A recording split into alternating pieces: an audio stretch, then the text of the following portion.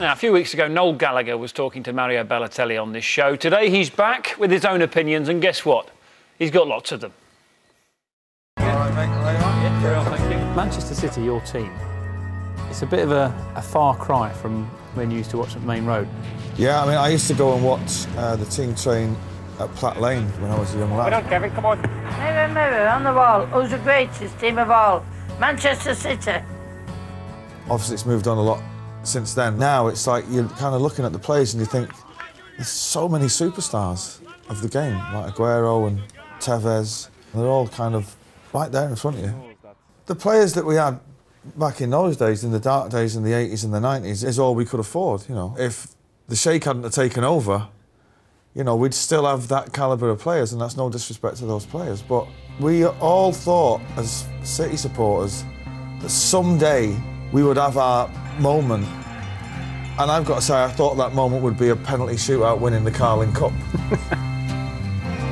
The rivalry with Manchester United has always been there. The derbies have always been special, but it's changed immeasurably, hasn't it? Well, yeah, well, they take them more seriously now. They don't lose them anymore. United never would get beat by City at Old Trafford, ever. That's just unthinkable.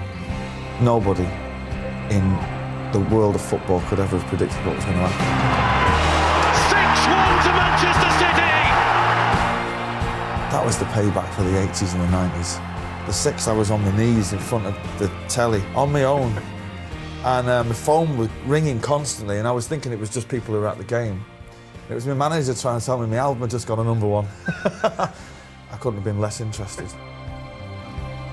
Do you think that the picture that's painted of footballers in the press, in the same way that the picture is painted of you and maybe like your brother in the press, is very different to real life? Let's be clear about this.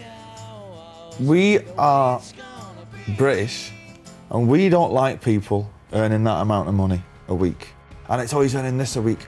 And therefore, if he's earning £250,000 a week, you know, why has he not got a halo around his head? If you're earning 140 grand a week and you're 23, what's the last thing on your mind? Marriage.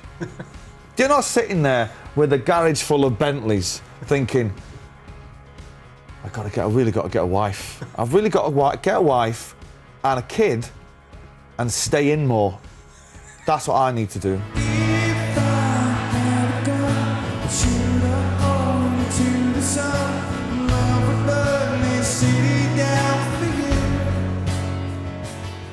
The High Flying Birds, how is this different from your first Oasis album? The spirit of this record is the same as Definitely Maybe, in the sense that I didn't know how it was going to be received. I wasn't sure of what audience I had. This was going to set the benchmark. So in that sense, but in every other sense, it's vastly different.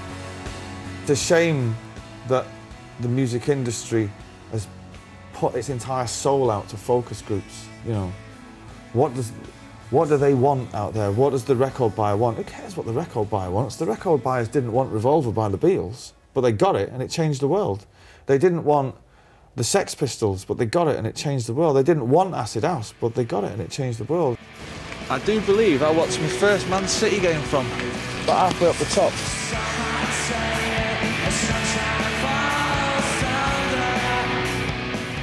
Why do you think that football and music and maybe sport more generally sit so well together in British culture? What is it?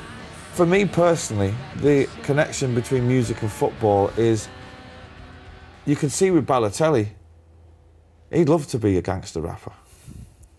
That's his real soul, they're there, do you know what I mean? But he's playing gangster football instead. Do you know what I mean? It's a good way of looking at it, yeah. And I'd love to be a footballer. I would love to have been Aguero or Tevez or, you know, any of those great centre forwards, and to score the winner for City. They're more linked now because footballers are like the modern day rock stars. You know, these footballers, and this is a travesty, and somebody's got to change this, Mr. Cameron, if you're listening. They earn more than rock stars. Yeah, Balotelli earns more money than I do. Does that annoy you? You wouldn't believe how much it annoys me.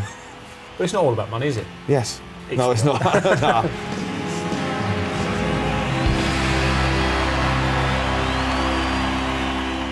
And such was the interest in Noel's interview with Mr. Balotelli. You can see the full extended version next Sunday night on BBC Two. That's after Match of the Day 2 at 10:50.